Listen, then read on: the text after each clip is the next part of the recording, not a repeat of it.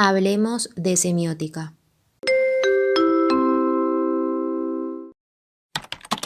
Primera parte. Néstor García Canclini.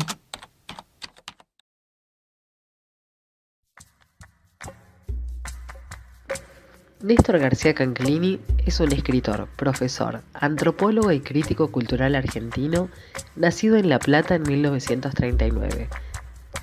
Doctorado en 1975 en la Universidad de su ciudad, García Canclini es uno de los principales antropólogos que trató la modernidad, la posmodernidad y la cultura desde la perspectiva latinoamericana.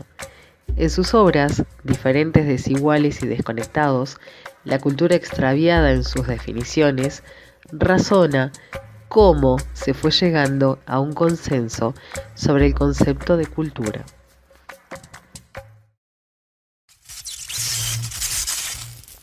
¿Cuáles eran las nociones existentes de cultura en ciencias sociales?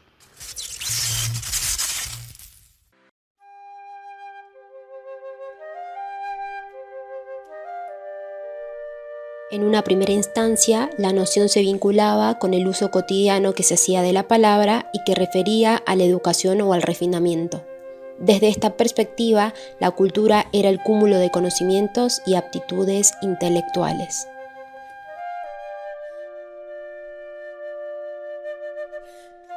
Como segunda instancia, surgieron nociones científicas que situaron al concepto en oposición a dos referentes, la naturaleza y la sociedad.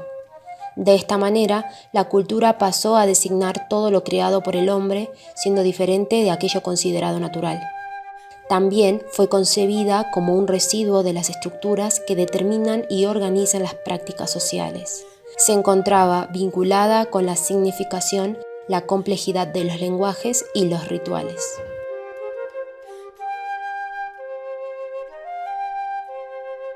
Para entender la última noción, el autor recurrió a la reflexión que realizó Jean Baudrillard sobre el esquema marxista.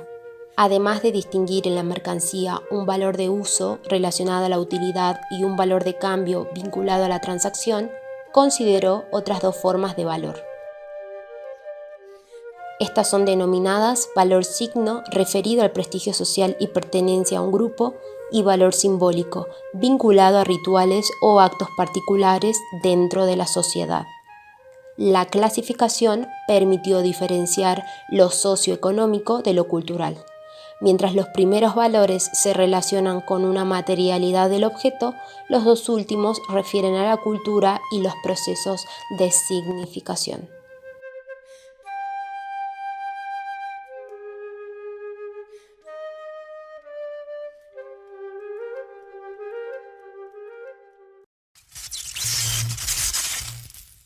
¿Cómo concibe la cultura Canclini?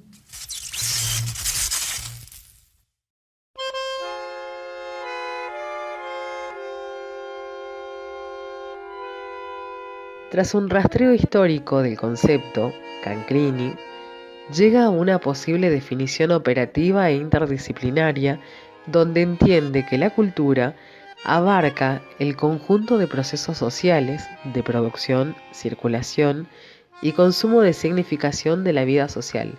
Al respecto, menciona 4 variantes contemporáneas que destacan diversos aspectos en esta perspectiva procesual, capaz de considerar lo sociomaterial y lo significante.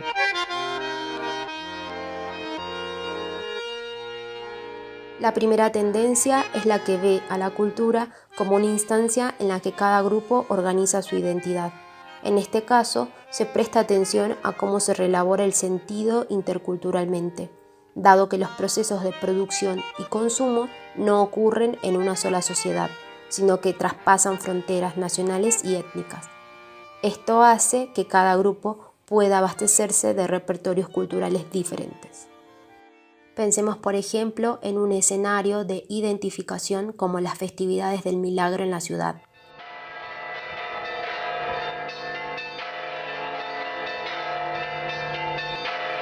Allí no solo se concibe la participación como la asistencia presencial a la peregrinación, también existe una participación asociada con la presencia digital, producto de la apropiación de otro repertorio a escala mundial, que llega con la compra de la tecnología. La segunda tendencia concibe a la cultura como una instancia simbólica de producción y reproducción social, siendo a su vez un espacio de organización de las diferencias. Retomemos uno de los ejemplos vistos en clase sobre los juguetes. Todas las nenas juegan con muñecas Jolly Bell. Mi bebé, qué lindo mi bebé. Es la cultura como proceso de significación la que distingue entre juguetes para niños y juguetes para niñas. Nueva línea de productos de Ben 10. Todos van a pensar que eres un superhéroe.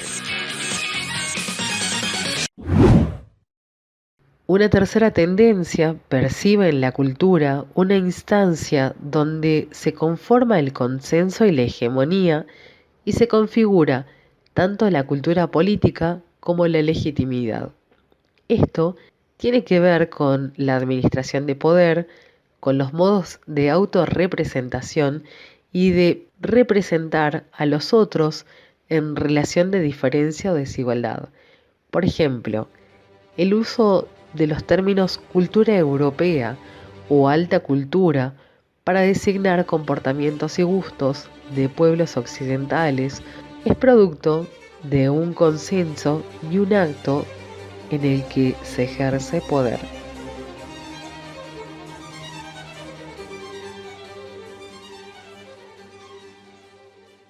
Finalmente, la cuarta tendencia entiende la cultura como dramatización eufemizada de los conflictos sociales. Vinculada con la conformación del consenso y la hegemonía social, estamos hablando de luchas de poder disimuladas o encubiertas en representaciones teatrales, artísticas y deportivas. Dicho de otro modo, es aquello que excede lo explícito. Por ejemplo, las multitudinarias marchas feministas que recuperan la historia de muchas mujeres vulneradas en sus derechos a modo de protesta.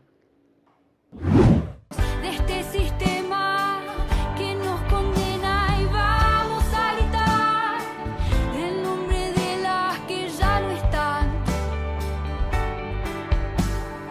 Vivas nos quiero, libres sin miedo.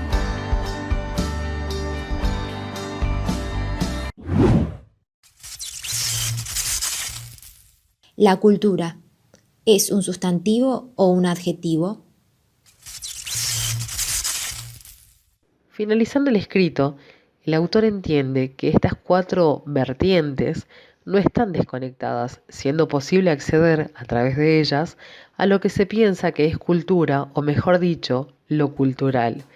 Lo entiende como una adjetivación porque considera que es una dimensión en movimiento capaz de ser analizada, si se presta atención a la gestión de las diferencias en la interpretación local.